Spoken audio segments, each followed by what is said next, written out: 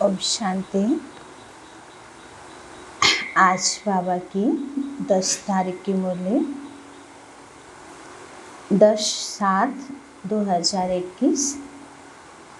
मुरली का सार है, मीठे बच्चे अपने स्वधर्म में स्थित होकर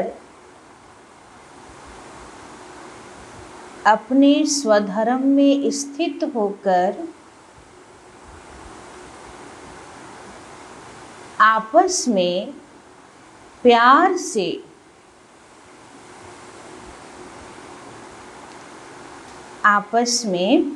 से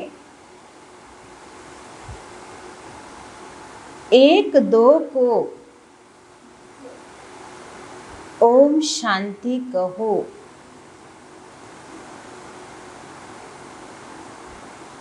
एक दो को ओम शांति कहो। यह भी एक दो को रिगार्ड देना है। यह भी एक दो को रिगार्ड देना है।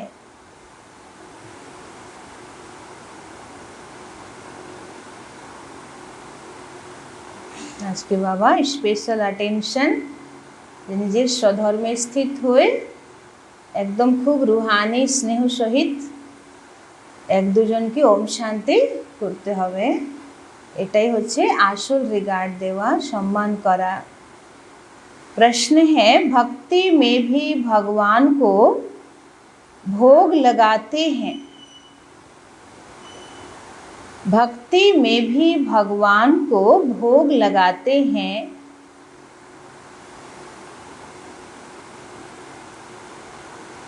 यहाँ तुम बच्चे भी लगाते हो। यहाँ तुम बच्चे भी लगाते हो। यह रस्म क्यों?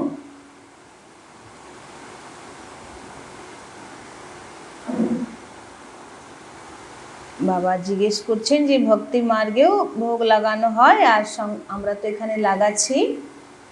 তো ভক্তি মার্গে ভোগ লাগানোর নিয়ম আর আমাদের জ্ঞান মার্গের ভোগ লাগানোর নিয়মটা কি আছে, পার্থক্যটা কি আছে? हाँ, मालूम नहीं है। जो भी जिसको भी अपना भगवान मानते हैं उनको तो वो लोग श्रद्धा से भक्ति से तो अर्पण करते हैं ना। तो আমরা বাবার ভান্ডারা থেকে পাচ্ছি বলেই বাবাকে আমরা অর্পণ করছি যে বাবা তোমারই ভান্ডারা তুমি স্বীকার করো। হ্যাঁ হ্যাঁ, বাবার ভান্ডারা থেকে আমাদের পালনা। अच्छा अच्छा, उत्तर है क्योंकि यह भी उनका रिगार्ड रखना है। भोग लगाना उनका रिगार्ड रखना है।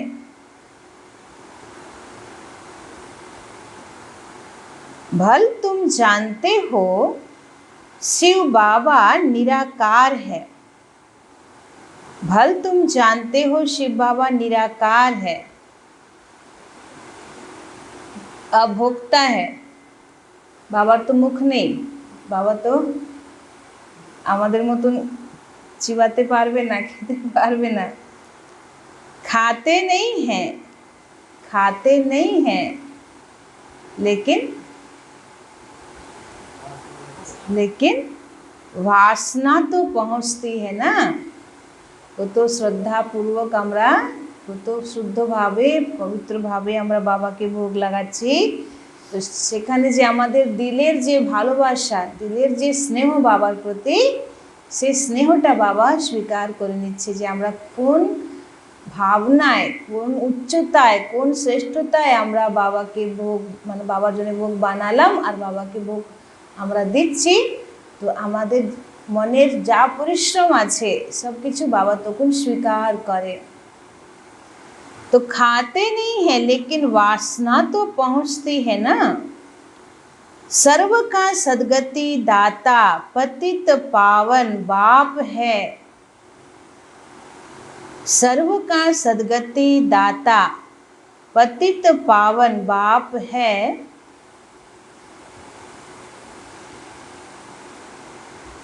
तो जरूर भोग भी उनको लगाना चाहिए, तो जरूर भोग भी उनको लगाना चाहिए। সবার উপরে হেড হচ্ছেন বাবা, শিব বাবা। যত দেবী দেবতা আছেন তাদেরও হেড হচ্ছেন শিব বাবা। এ প্রকৃতির মালিক হচ্ছেন বাবা, বৃক্ষপতি হচ্ছেন বাবা, সদ্গুরু হচ্ছেন বাবা, পুরো ব্রহ্মাণ্ডের মালিক হচ্ছেন বাবা। তো বাবাকে ভোগ লাগানো মানা সমস্ত দেবী দেবতাকে ভোগ লাগানো হয়ে যাচ্ছে, এই জন্যে বাবাকে ভোগ লাগানো খুব দরকার। গীত হ্যায় হামারে তীর্থ ন্যারে হ্যাঁ, আমাদের তীর্থ সারা পৃথিবীতে আলাদা। ভক্তি মার্গের তীর্থ হচ্ছে 4টে ধাম, আর আমাদের তীর্থ হচ্ছে বাবার ঘর মধুবন, যেখানে বাবা আসছেন। তারপরে সেন্টার, যেখানে আমরা বাবার পরিচয় পাচ্ছি, জ্ঞান যোগ শিখছি। তারপরে হচ্ছে পরম ধাম, যেখানে বুদ্ধি দ্বারা আমরা চলে যাচ্ছি বা দেহ রেখেও যাব। আর সত্যযুগ, যেখানে সম্পূর্ণ দেব আত্মাদের দুনিয়া। ভক্তি মার্গে যেমন 4টে ধাম, এটাও 4টে ধাম, সেন্টার, মধুবন, পরম ধাম আর সত্যযুগ। এটা 4টে ধাম হলো। ओम शांति। बच्चों के दिल में भी उठा ओम शांति। बाबा বলছে আমি ওম শান্তি বলছি তো তোমরা বলবে না। আজকে ওম শান্তির পিছনে পড়েছে বাবা। तो जैसे किसी को नमस्ते कहा जाता है तो वह भी रिटर्न में कहते हैं नमस्ते। तो यहाँ बाप ने कहा ओम शांति। तो सब बच्चे इनकी आत्मा सहित सबकी दिल से आएगा ओम शांति, अर्थात हम आत्मा शांत स्वरूप हैं। रिस्पॉन्ड तो करना चाहिए ना, यह रिस्पॉन्ड हुआ ना। दूसरे कोई अर्थ सहित ऐसे कह न सके। बाप ज्ञान सूर्य भी कहते हैं ओम शांति, और ज्ञान चंद्रमा भी कहते हैं ओम शांति। ज्ञान चंद्रमा के ब्रह्मा बाबा, और ज्ञान सितारे भी कहते ओम शांति। तो के ज्ञान सितारा? আমরা সবাই। শিব বাবা জ্ঞান সূর্য, ব্রহ্মা বাবা জ্ঞান চন্দ্রমা, আর আমরা সবাই ज्ञान सितारा। तो सितारों में सब आ गए। अब तुम बच्चों को अपने स्वधर्म का पता लगा है कि हम शांत स्वरूप और शांति धाम के रहने वाले हैं, यह तुमको निश्चय हुआ है। अच्छी रीति से तुम आत्मा को जानते हो। बरोबर कहा भी जाता है महान आत्मा पाप आत्मा, आत्मा ही एक शरीर छोड़ दूसरा लेती है, परंतु आत्मा का यथार्थ परिचय कोई को नहीं है। हम आत्मा इतनी छोटी हैं, 84 जन्मों का पाठ बजाते हैं, यह न तुमको पता था न और कोई जानते हैं। মানে বাইরে যারা খুব জ্ঞানী বিদ্বান পণ্ডিত তারা জানে যে এই দেহের মধ্যে একটা চেতনা বিরাজমান করছে আত্মা, কিন্তু আত্মা যে 84 জন্ম নিচ্ছে, আত্মার মধ্যেই সমস্ত পাঠ ভরা আছে, আত্মাই সুখ দুঃখের পার্ট প্লে করছে, আত্মার মধ্যেই যেমন যেমন কর্ম করে তেমন তার মধ্যে দাগ লেগে যাচ্ছে। এইগুলো না জেনে ওরা বলে দিচ্ছে আত্মাই পরমাত্মা। উল্টো জ্ঞান পুরো না, মানে आत्मार ओरिजिनल डाटा जाने ना और आत्मा के बोले दिए आबार परमात्मा। तो यह ना तुमको पता था ना और कोई जानते हैं। अभी तुम बच्चे सन्मुख बैठे हो, बाप को अपना बनाते हो। बच्चे बाप को अपना बनाते हैं वर्षा लेने के लिए। तुम बच्चे जानते हो हम आत्माओं का बेहद का बाप इस ब्रह्मा तन में आया हुआ है। ब्रह्मा तन में आकर आदि सनातन देवी देवता धर्म की स्थापना करते हैं। स्पष्ट ज्ञान बाबा दिच्छेन जे आमी परम धाम थेके ऊपर थेके कोनो प्रेरणाओ देई ना, और विभिन्न रकम अवतारों आमी नेई ना, ना एक एक जुगे एक एक रकम जो अवतार नेब सेटाओ आमी करी ना। आमी कल्पे कल्पे ब्रह्मा बाबार शरीरे आमी আসি আর এসে তোমাদেরকে জ্ঞান দিচ্ছি। तो कल्प पहले भी आदि सनातन देवी देवता धर्म अर्थात सूर्यवंशी राजधानी स्थापन हुई थी। यह स्थापना का कार्य कल्प कल्प बाप ही करते हैं, जिसको भगवान कहा जाता है। না মানুষ এত ভগবান ভগবান বলছেন, কিন্তু সবাই উঠে সকালে গড, আল্লাহ, ঈশ্বর, প্রভু, ঠাকুর যাকে যে মানে সবাই ইনডাইরেক্টলি ভগবানকেই তো স্মরণ করছে, কিন্তু ভগবানের যে রোলটা কি আছে, ভগবানের ভূমিকাটা কি, ভগবান কবে সৃষ্টি মঞ্চে আসেন, এসে কি করেন, সে তো কেউ জানে না। তো বাবা বলছেন যে আমি এসে এই সত্যযুগী স্থাপনার কাজ प्रत्येक कल्प करছি। भगवान बाप से सब मांगते हैं कि दुख हरो सुख दो। जब सुख मिल जाता है तो मांगने की दरकार नहीं रहती। सत्युग में सुख पूरा मिल जाएगा, फिर मांगने की दरकार, क्योंकि बाप सब कुछ देकर जाते हैं, इसलिए सत्युग में कोई भी बाप को याद नहीं करता। सत्ययुगे पुरो भांडारा आमादेर भरपुर, পুরো কর্নার, এভরি কর্নার ভরপুর। এই জন্য কোথাও থেকেও কোনো রিঞ্চক মাত্র দুঃখ আসবে না যে আমাদেরকে বাবাকে আবার স্মরণ করতে হবে। तो वहाँ कुछ भी मांगने की दरकार नहीं रहती, क्योंकि बाप सब कुछ देकर जाते हैं। इसलिए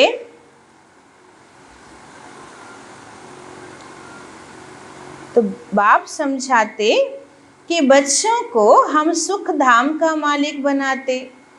तुम बच्चे जानते हो इस बाबा से हम फिर से सुख धाम का वर्षा ले रहे हैं। कौन बाबा से? हमारे सामने दो बाबा हैं। तो ब्रह्मा बाबा वर्षा दिते पारबे? बाबा तो ब्रह्मा बाबा तो निजे एक मनुष्य ना, देहधारी। तो तिनी होच्छेन आमादेर दादा, बड़ो दादा। तो दादा থেকে प्रॉपर्टी पावा जाए ना, बाप থেকে पावा जाए। तो शिव बाबा देवे ना प्रॉपर्टी। तो तुम बच्चे जानते हो इस बाबा से हम फिर से सुख धाम का वर्षा ले रहे हैं। बेहद के बाप से बेहद का सुख लेते हैं। तुमको समझाया जाता है भक्ति मार्ग कैसे चलता है। मनुष्य सृष्टि रूपी झाड़ की उत्पत्ति, पालना और संहार कैसे होता है, वह ड्रामा का आदि मध्य अंत क्या है। यह है साकारी दुनिया, वह है निराकारी। तो बच्चे समझ गए हैं कि हमने पूरा आधा कल्प भक्ति की, अब कलयुग का अंत है, वर्षा मिलता ही है संगम पर। তাহলে মূল জ্ঞান কি আছে? সৃষ্টির আদি মধ্য অন্তকে জানা, এটা হচ্ছে মূল জ্ঞান, যেটা বাবা এখন আমাদেরকে দিচ্ছেন সঙ্গম যুগে। আর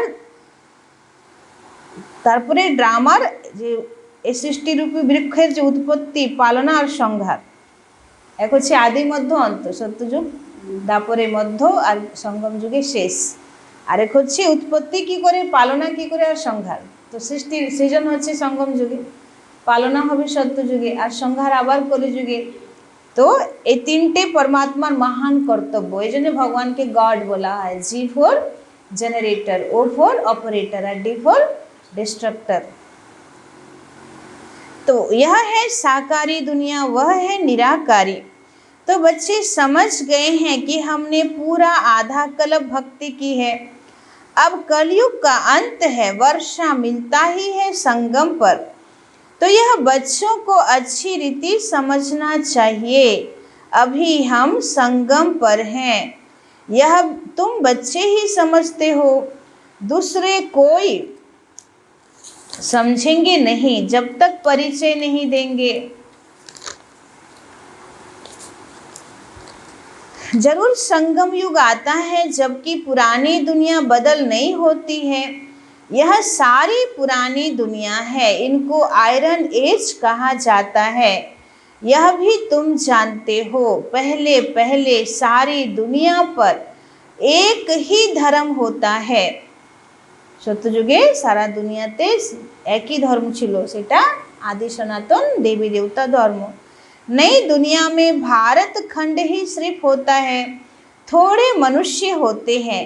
नई दुनिया को ही स्वर्ग कहा जाता है। इससे सिद्ध है कि नई दुनिया में नया भारत था, अब पुरानी दुनिया में पुराना भारत है। गांधी भी कहते थे ना, नई दुनिया नया भारत हो, नई दिल्ली हो। अब नव भारत व नव दिल्ली है ही नहीं, এটাকে নিউ ইন্ডিয়া বলা যাবে না বা নতুন দিল্লি বলা যাবে না, বলছে সব পুরনো হয়ে গেছে। তাজমহল আছে না, কত সুন্দর ভারতবর্ষের একটা, তো সেটাতেও ফাটল ধরছে, পুরনো হয়ে যাচ্ছে, কেমন কেমন তার কালার চেঞ্জ হয়ে যাচ্ছে, কত রিপেয়ারিংয়ে টাকা খরচ হচ্ছে। তো বা বলছে দুনিয়াই খারাপ না, ক্লাইমেটই তো খারাপ হয়ে গেছে, তো আর এখন আর নতুন কিছুই এখানে থাকবে না। तो नई दुनिया को स्वर्ग कहा जाता, इससे सिद्ध है कि नई दुनिया में नया भारत था, अब पुरानी दुनिया में पुराना भारत है। गांधी भी कहते थे ना, नई दुनिया नया भारत हो, नई दिल्ली हो। अब नव भारत व नई दिल्ली है ही नहीं। नव भारत में इन लक्ष्मी नारायण का राज्य होगा। खुशी की बात, नया भारत में किसका राज्य होगा? इन लक्ष्मी नारायण का। अभी उसी ही भारत पर रावण का राज्य है, तो यह भी लिखना चाहिए, नई दुनिया नई दिल्ली, फलाने समय से फलाने समय तक इनका राज्य। यह समझा भी वही सकता जो नई दुनिया बनाने वाला है। ब्रह्मा द्वारा नई दुनिया स्वर्ग स्थापन करते हैं। जिस स्वर्ग का वर्षा लेने के लिए तुम आते हो, तो बाप तुमको युक्ति बतलाते हैं अथवा पुरुषार्थ कराते हैं। सन्मुख भी मिलने आते हो अथवा वहाँ भी बैठ पड़ते हो। दिल होती है ना सन्मुख मिले। बाबार सेंटारे एसे যদি এত ভালো লাগে মুরলি শুনতে, তাহলে বাবার মেন জায়গায় মধুবনে মুরলি শুনতে কত ভালো লাগবে।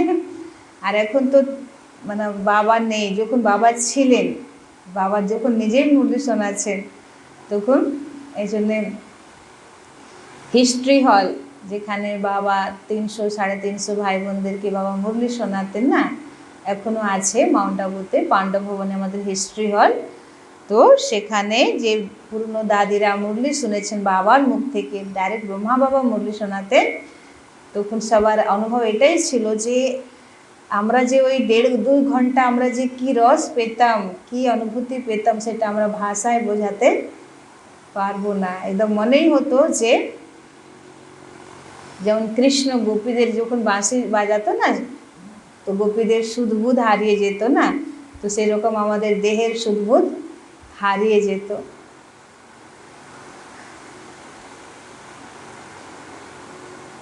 तो वह सन्मुख मिलते हैं, दिल होती है ना सन्मुख मिले, तो वह सन्मुख मिलते हैं मनुष्य मनुष्य से। यहाँ तुम कहेंगे हम तो जाते हैं शिव बाबा से मिलने, আমরা তো বাবার সঙ্গে মিলতে যাচ্ছি, কিন্তু বাবার সাকারে মধুবনে হয়তো নেই, কিন্তু 3-4 दिन থেকে বাবা কি বলছে, যাদের লগন খুব বেশি হবে যোগে না, তো তাদেরকে বাবার সাকারের অনুভূতি করাবে।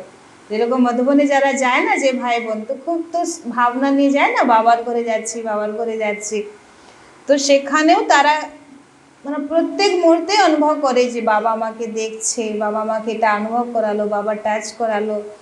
তো তারা অনুভব করে যে না, এটা না যে বাবাকে আমরা সাকারে দেখিনি বা বাবা এখানে আমার সঙ্গে বাবার পার্সোনাল মুলাকাত হয়নি, কিন্তু বাবা কিছু না কিছু এমন একটা বিশেষ অনুভূতি করাবে আপনাকে যে মনে হবে যে না বাবা তো ছিল, বাবা তো আছে।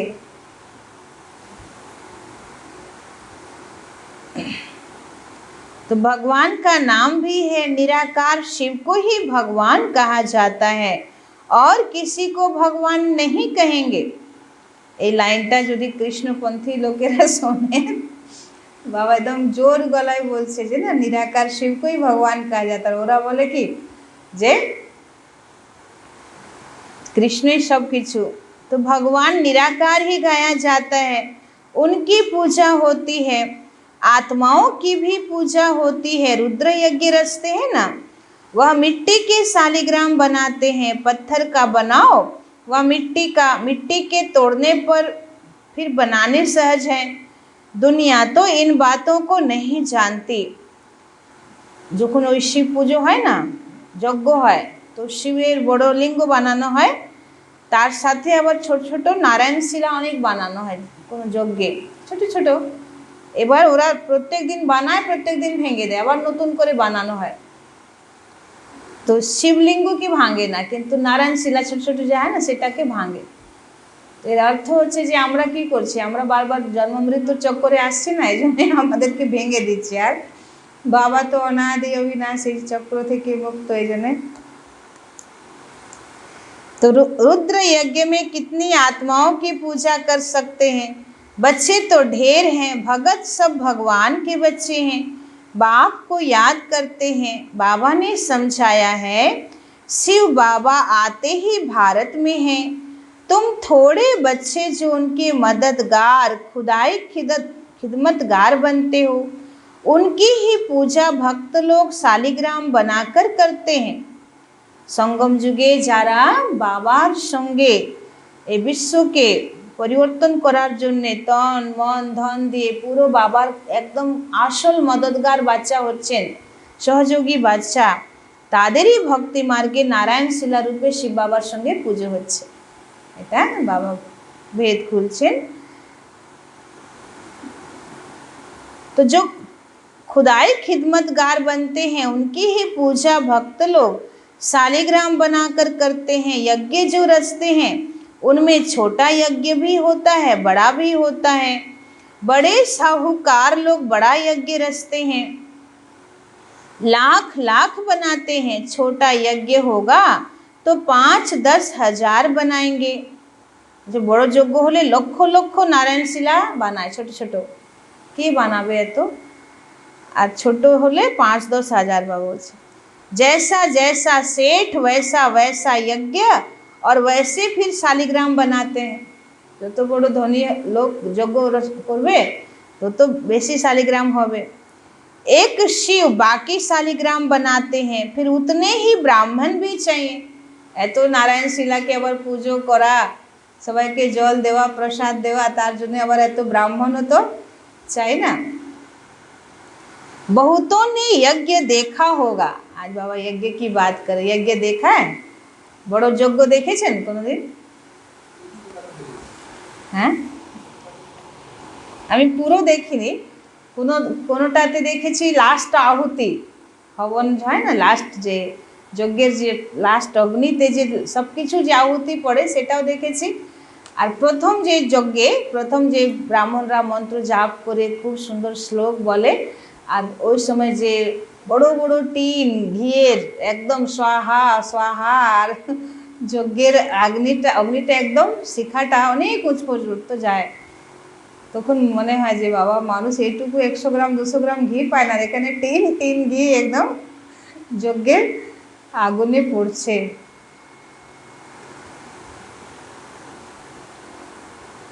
কোনো বিশেষ মন্দির প্রতিষ্ঠা যখন হয় না, তখন যজ্ঞ হয় না।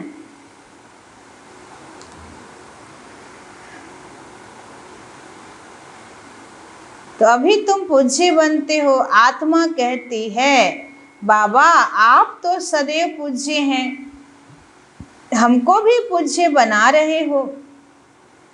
तुम पूज्य आत्मा शरीर लेंगी तो कहेंगे पूज्य देवी देवताएं। आत्मा ही पूज्य अथवा पुजारी बनती है। तो बाप आते भी हैं एक बार, फिर कभी बाप आत्माओं को पढ़ाएं, यह होता ही नहीं है। কি বলছেন বাবা, যে আমি সঙ্গম যুগেই তোমাদেরকে এত জ্ঞান দিচ্ছি পড়াচ্ছি, তারপরে অন্য কোনো জন্মে আমি তোমাদেরকে এসে এত জ্ঞান শিক্ষা এসব, মানে এখন বাবার রোল আমাদের জন্য বাপ টিচার সদ্গুরু, বাকি অন্য কোনো জন্মে বাবা আমরা তো জানবই না বাবার পরিচয়, বাবা আসবেও না।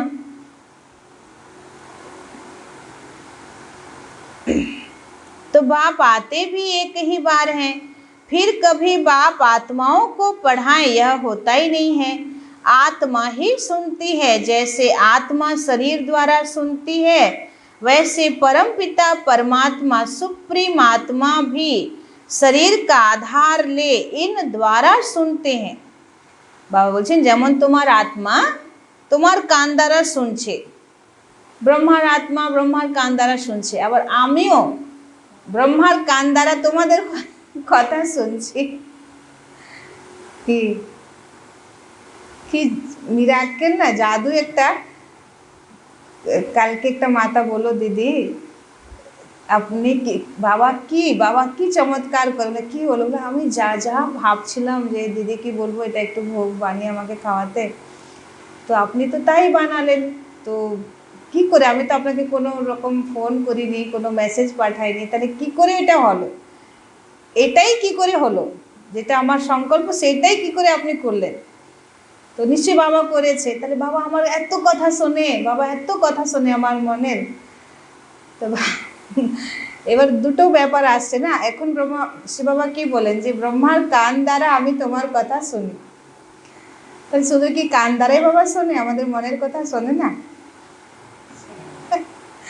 क्या क्या सुनता है बाबा ना? बाबा अव्यक्त मुरली में क्या कहता है, तुम्हारे मन का एक एक संकल्प बाबा के पास पहुंचता है।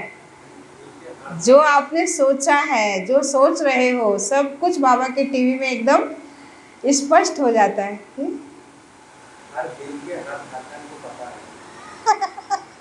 हर दिल के हर धड़कन का उसको पता है।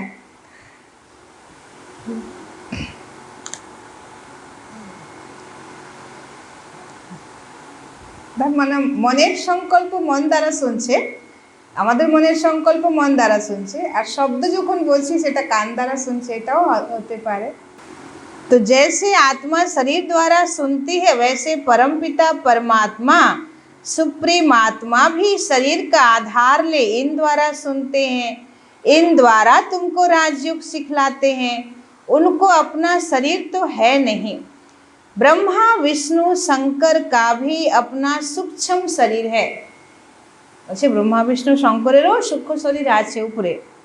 यहाँ तो सबको अपना अपना शरीर है। यह है ही साकारी दुनिया।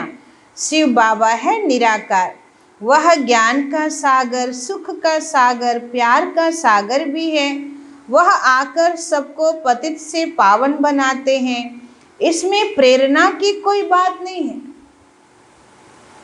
একটা সন্তান দূরে আছে, বাবা ফোনে তাকে অনেক রকম মিষ্টি মিষ্টি কথা বলছে, তো সেটা একটা সুখ আছে। কিন্তু সন্তান মা বাবার সামনে আছে, মা বাবা তার চোখের সামনে আছে, তার পালনায় তারা বড় হচ্ছে, সে সুখ আলাদা না। তো বাবা বলছে যে আমি উপর থেকে তোমাদেরকে প্রেরণা দিয়ে এত উঁচু জ্ঞান দিতে পারবো না, আমাকে নিচে কি সম্মুখে আসতে হবে, আর তোমার সঙ্গে আমাকে সাকারে কথা বলতে হবে, যেমন তোমরা সাকারে কথা বলতে অভ্যস্ত এরকম।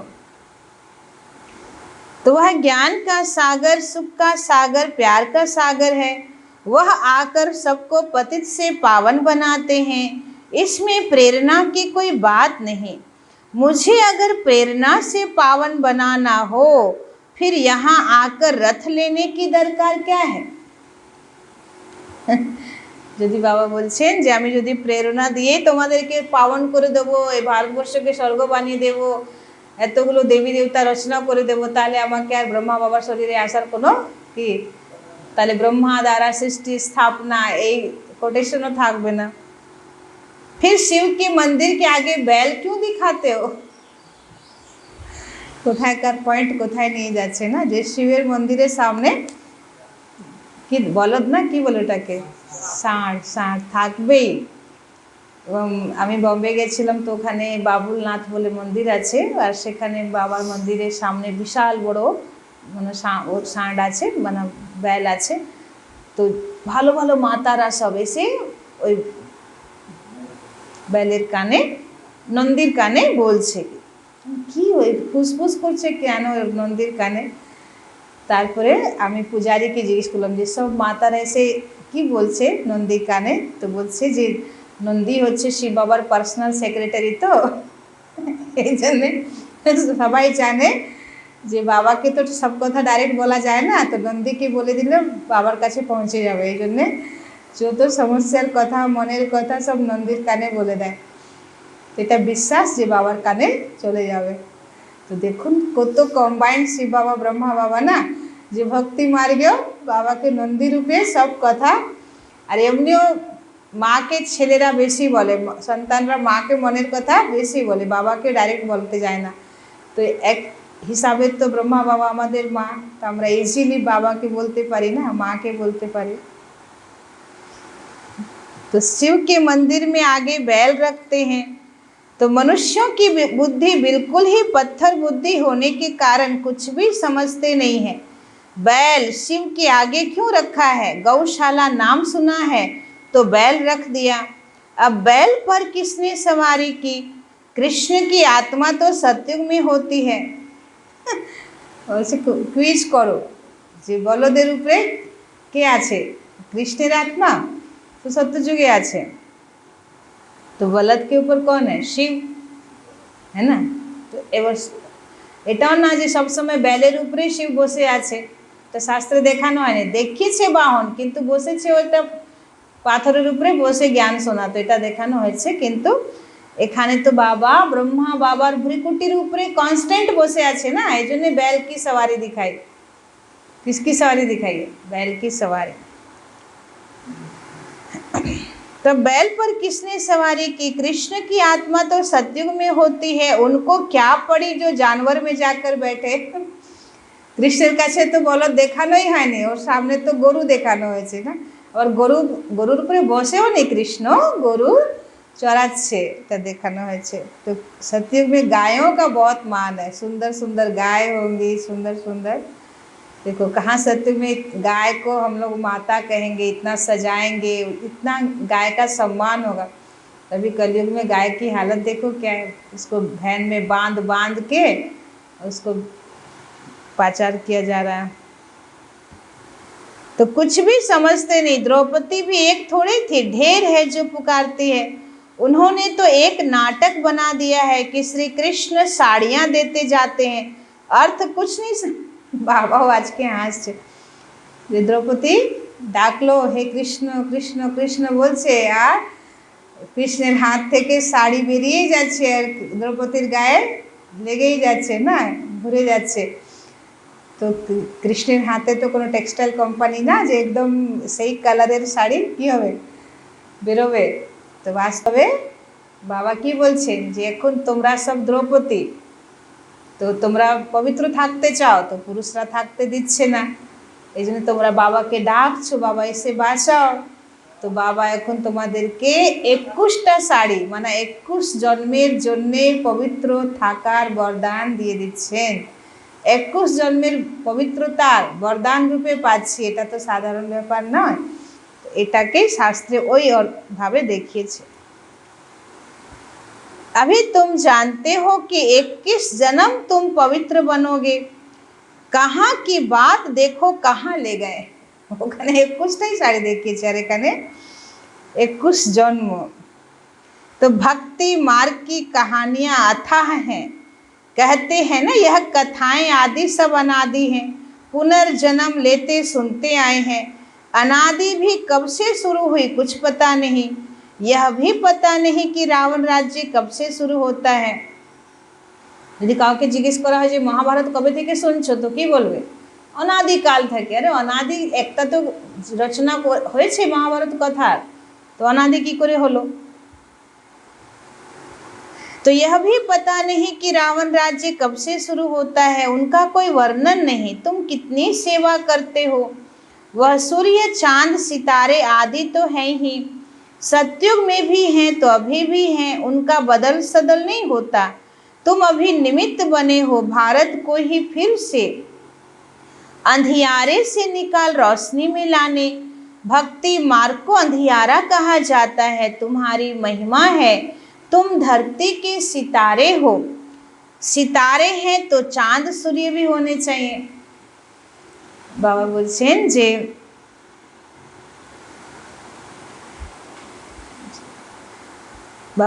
যে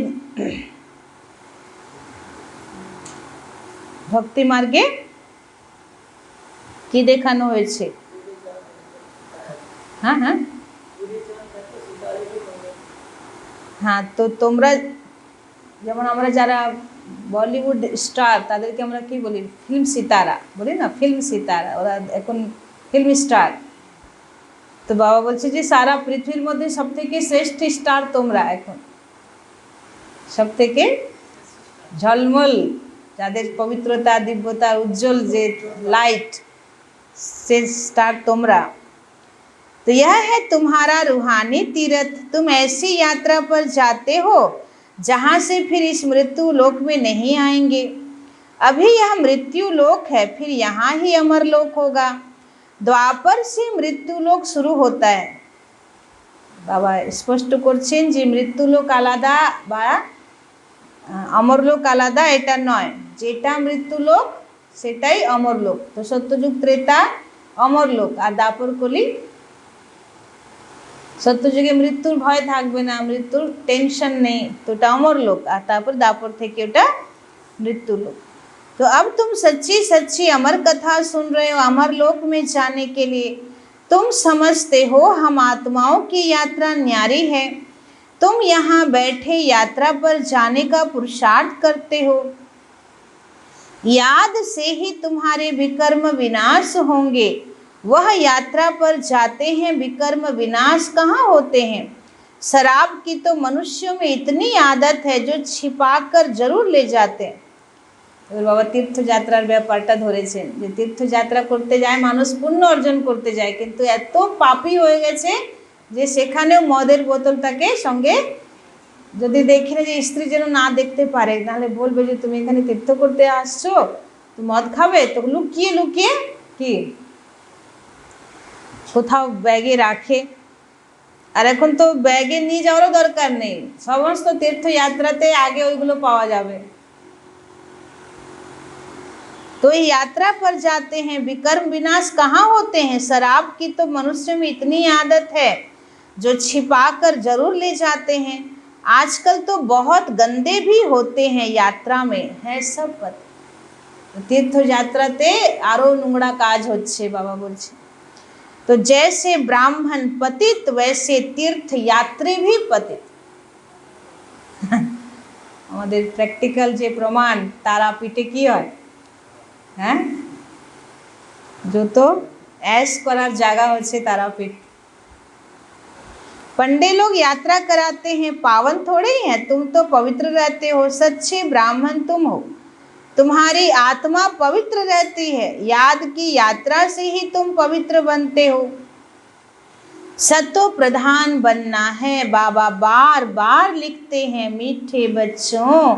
यह शिव बाबा ने आत्माओं को लिखा। যে মুরলি না ব্রহ্মা বাবা লিখতেন, তো ব্রহ্মা বাবার হাতে লেখা মুরলি এগুলো তো শিব বাবা লেখাচ্ছেন ব্রহ্মার হাত দ্বারা। তো বাবা বলছেন আমি কি লিখি তোমাদেরকে? मीठे मीठे बच्चों मुझे याद करो तो तुम तमो प्रधान से सतो प्रधान बन, सतो प्रधान दुनिया के मालिक बन जाएंगे। बस एक ही डायरेक्शन है मुख्य, कितना सहज है। याद से ही विकर्म विनाश होंगे। याद नहीं करेंगे तो विकर्म नहीं विनाश होंगे, फिर सजा खाएंगे। बाबा तो कहते हैं तुम कहाँ भी जाओ कमाई कर सकते हो, उठो बैठो खाओ, सिर्फ बाप को याद करो, तुम्हारी कमाई है।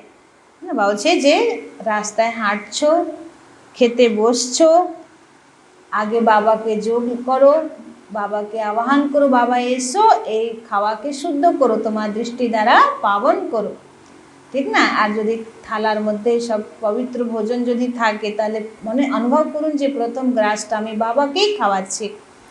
তো এইভাবে খেতে উঠতে বসতে শুতে সবসময় চলতে ফিরতে বাবাকে স্মরণ করতে হবে। बच्चों के लिए तो और ही सहज है, इसमें कोई अटेंशन आदि की बात नहीं है। श्रीनाथ के मंदिर में श्रीनाथ की याद में बैठते हैं, भोग लगता है तो पत्थर की मूर्ति ना, तो भोग भी किसको लगाना चाहिए? अधिकारी तो एक ही शिव बाबा है। सर्व का सद्गति दाता पतित पावन वह है। बाप कहते हैं मैं स्वीकार ही नहीं करता हूँ। तुम मेरे ऊपर दूध भी पानी वाला चढ़ाते हो, यह भोग लगाते हो क्या? दिए आज के भक्त देर के ठुके भक्तरा की करे बाबार माथाয় যে দুধ দেয় না, তোর মধ্যে জল মিশিয়ে দেয়, গঙ্গা জল মিশিয়ে দেয়, তো বলছে যে আমি তোমাকে খাঁটি জ্ঞান দিচ্ছি, খাঁটি মাখন দিচ্ছি, আর তুমি আমাকে মিশানো জল দুধ দেবা? বাবার রাগ হয়েছে, একটুখানি দুধ বাকি গঙ্গা জল বেশি। हमरा तो जानी ना। तो यह भोग लगाते हो क्या? क्यों? मैं तो निराकार अभोक्ता हूँ, मेरी क्या पूजा करते हो? मेरे आगे भोग रखेंगे, लेकिन भक्तों ने भोग लगाया, उन्होंने ही बांट कर खाया। निजेरा तुमरा भोग लगाछो, निजेरा ही बेटे खाच्छो। तुम जानते हो शिव बाबा को भोग तो जरूर लगाना है। এবার এটা না যে বাবা তো বলেছে আমি খাই না, আমি অভোক্তা, তাহলে আমি ভোগ লাগাবো না। বাবা বলছে না, ভোগ লাগাতে হবে। शिव बाबा का भंडारा है ना, जिसका भंडारा है उसको भोग जरूर लगाना पड़े। আমাদের ভারতীয় সংস্কৃতি এইটা যে বাড়ির যে মেইন গার্জিয়ান যে খুব পরিশ্রম করে মানে ঘরের ভান্ডারা চালায়, ঘরে সব কিছু আনছে, তো বাড়িতে আগে বলা হয় তাকে খাওয়াও, অন্নদাতা সে, তো আগে তাকে স্বীকার করো। তো সেরকম আমাদের পালনহার অন্নদাতাকে বাবা, বাবাকে না খাইয়ে আমরা খাওয়াটা এটা তো কি হবে, আমানত में खयानत। तो भल तुम भोग लगाते हो, खाते भी तुम बच्चे ही हो। यह ब्रह्मा खाता है, मैं नहीं खाता। ब्रह्मा बाबा खाए, কিভাবে খায়? हैं? बाकी वासना तो आएगी ना। দেখুন আমরা যে ভোগ লাগাই বৃহস্পতিবারে, তো যে আত্মার নামে আমরা ভোগ লাগাই, হ্যাঁ, তো বাবা তাকে খাওয়ায়, সে স্থূল খাদ্যটাও বাবা তাকে খাওয়ায়, এবং সে আত্মা অনুভব করে যে আমি এই ভোগটা খেয়ে আমার একটু মানে পেটটা ভরেছে, মানে সূক্ষ্ম শরীরেও খাওয়ার ইচ্ছা হয় এবং মানুষ খায়। তো বাবা শিবা বলছে আমি ব্রহ্মাকে খাওয়াই, কিন্তু বাবা তো আছে না, ব্রহ্মা বাবা তো সূক্ষ্মবতনে আছে, তো যত সেন্টারে ভোগ লাগছে বাবা বাবা খাওয়াচ্ছে একটু একটু। बाकी मैं वासना लेता हूँ, बहुत अच्छे भोग बनाए हैं, बहुत अच्छा भोग बनाया है, ये अनुभव करता हूँ। बहुत अच्छा क्या कहने के लिए ऑर्गन्स तो है ना। এবার তোমাদেরকে তো আমি প্রকাশ তো করছি যে হ্যাঁ তোমরা যে ভোগ লাগাচ্ছো আমি স্বীকার করলাম, আমি ভাসনা নিলাম, আর আমি বলছি যে খুব সুন্দর ভোগ বানিয়েছো। यह ब्रह्मा खा सकते हैं, यह शरीर तो इनका है ना, मैं सिर्फ इनमें आकर प्रवेश करता हूँ, मुख ही काम में लाता हूँ। तुम बच्चों को पतित से पावन बनाने, गौमुख भी कहते हैं ना, बरोबर गौ भी है। तुम जानते हो इनसे ही तुम बच्चों को एडाप्ट करते हैं। यह माता पिता दोनों हैं, परंतु माताओं को संभाले कौन, इसलिए सरस्वती को निमित्त रखा ड्रामा प्लान अनुसार। ব্রহ্মা মা আর শিব বাবা বাপ, তো মাত পিতা তো হয়ে গেলেন, কিন্তু যেহেতু ফিমেল অনেক আছে বাবার যোগ্যে, এই জন্যে মাতা সরস্বতীকে এডাপ্ট করা হলো ওনাদেরকে সামলানোর জন্যে। यह माता पिता दोनों हैं, परंतु माताओं को संभाले कौन, इसलिए सरस्वती को निमित्त रखा। माता गुरु की महिमा भी चाहिए ना, गुरु तो पहले नंबर में मशहूर यह है। गुरु ब्रह्मा ठीक है, जैसे बाप वैसे बच्चे, तुम ब्राह्मण भी सच्चे गुरु हो।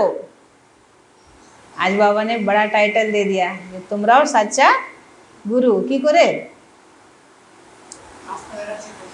किसी को अगर बाबा का ज्ञान सुनाते हैं, 7 दिन का कोर्स करा के दीक्षा नहीं देते, शिक्षा देते हैं, फिर वो बाबा का बच्चा बन जाता है, तो क्या हो गया, गुरु हो गया ना, सच्चा गुरु। तो सबको सच्चा रास्ता बताते हो स्वर्ग का, आत्मा ही मुख से रास्ता बताती है कि मन मना भव मध्याजी भव। बाप माँ बच्चे सब वही रास्ता बताते हैं, यहाँ तुम सन्मुख बैठे हो याद रहती है, फिर घर जाते हो तो बहुत बच्चे भूल जाते हैं। यहाँ आनंद आता है, बाबा पास आए हैं। बाबा कहते हैं स्वदर्शन चक्रधारी बन, यह युक्ति बताओ कि मुक्ति धाम बाप को और वर्षे को याद करो। अच्छा, मीठे मीठे सिखी लदे बच्चों प्रति मात पिता बाप दादा का याद प्यार और गुड मॉर्निंग। रूहानी बाप की रूहानी बच्चों को नमस्ते। हम रूहानी बच्चों की रूहानी बाप दादा को पदम गुना नमस्ते नमस्ते नमस्ते। सदा रहेंगे हंसते, बनेंगे फरिश्ते, चलेंगे परम धाम के सीधे रास्ते। सुना? धारणा के लिए मुख्य सार। 1 नंबर पॉइंट, आपस में एक दो को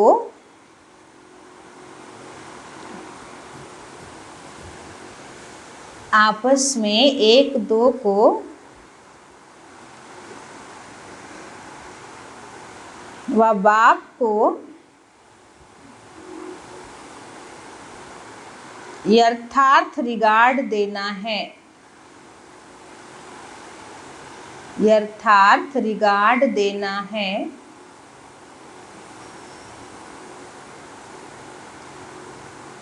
बाप भल अभोक्ता है। बाप भल अभोक्ता है।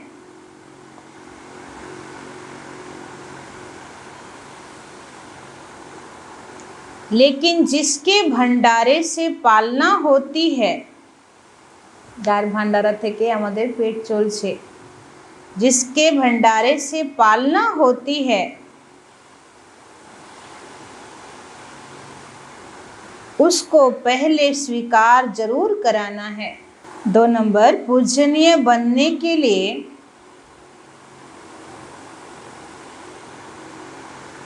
खुदाई खिदमतगार बनना है। पूजनीय बनने के लिए खुदाई खिदमतगार बनना है। बाप के साथ सेवा में मददगार बनना है। पूजनीय बनने के लिए खुदाई खिदमतगार बनना है।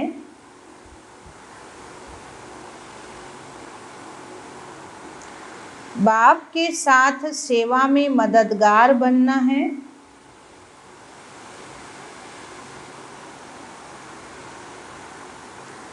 जब आत्मा और शरीर दोनों पावन होंगे तब पूजा होगी।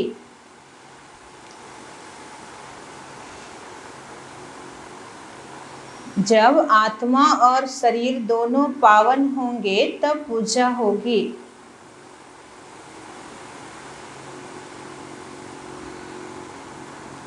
आज का वरदान है, स्वयं को जिम्मेवार समझकर, स्वयं को जिम्मेवार समझकर हर कर्म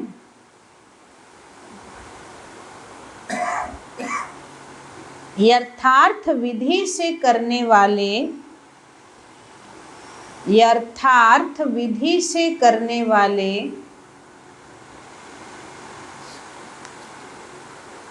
संपूर्ण सिद्धि स्वरूप भव।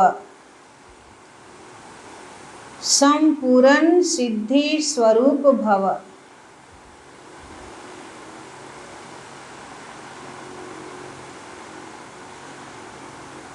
जब आत्मा स्वयं को जिम्मेवार समझकर हर कर्म यथार्थ विधि से करने वाले संपूर्ण सिद्धि स्वरूप भव।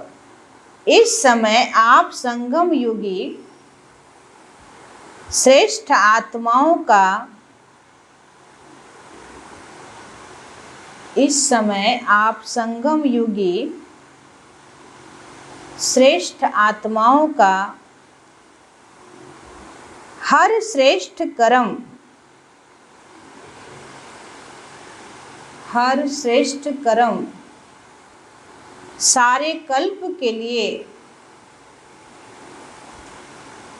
सारे कल्प के लिए विधान बन रहा है, विधान बन रहा है।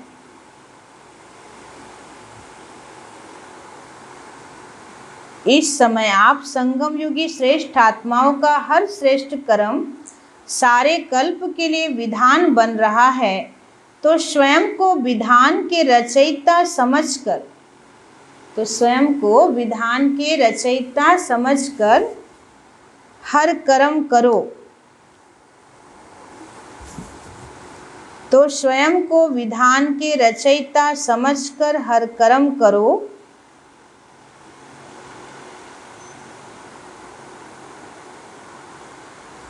इससे अलबेलापन समाप्त हो जाएगा, इससे अलबेलापन समाप्त हो जाएगा।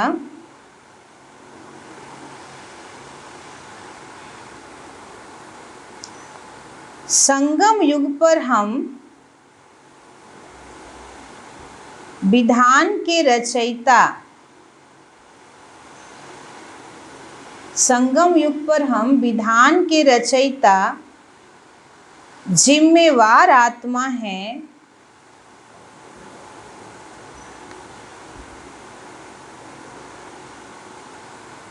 इस निश्चय से हर कर्म करो, तो यथार्थ विधि से, तो यथार्थ विधि से किए हुए कर्म की संपूर्ण सिद्धि अवश्य प्राप्त होगी। यथार्थ विधि से किए हुए कर्म की संपूर्ण सिद्धि अवश्य प्राप्त होगी।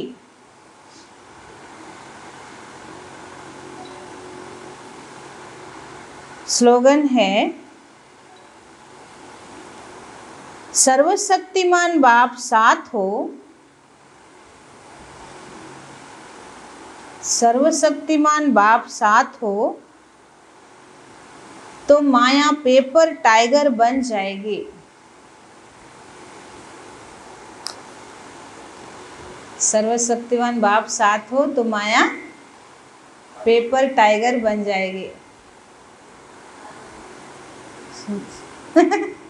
वो तो सुंदर कथा। सर्वशक्तिमान बाबा साथ है तो माया क्या बनेगी? Paper tiger. আর বরদানে বাবা কি বললেন যে সঙ্গম যুগে আমরা যা কিছু, আমরা হচ্ছে কোন শ্রেষ্ঠ আত্মা, আধার মূলত আত্মা, সৃষ্টির আধার মূলত হচ্ছে আমরা। তো আমরা এখন যা কর্ম করছি সেটা সারা কল্পের জন্য বিধান হয়ে যাচ্ছে, বিধান তৈরি হচ্ছে। এই জন্য নিজেকে বিধানের রচয়িতা ভেবে কর্ম করো, তাহলে আলবেলাপন থাকবে না। সঙ্গম যুগে আমরা বিধান তৈরি করছি, যেমন এমএলএ বা যারা সব হয় না, মেম্বার অফ পার্লামেন্ট, তারা কি করে? বিধান তৈরি করে না, রুল তৈরি করে তারা। তো সেরকম এখন আমরা সঙ্গম যুগে যা করছি সেটা ভক্ত আত্মাদের জন্য এটা রুল হয়ে যাবে, ওটাই নিয়ম হয়ে যাবে, ওটাই শৃঙ্খলা, ওটাই নীতি রীতি সংস্কৃতি হয়ে যাবে। এই জন্য এতটা তোমরা জিম্মেওয়ার, এতটা রেসপন্সিবল, এটা ভেবে প্রত্যেক কর্ম করো।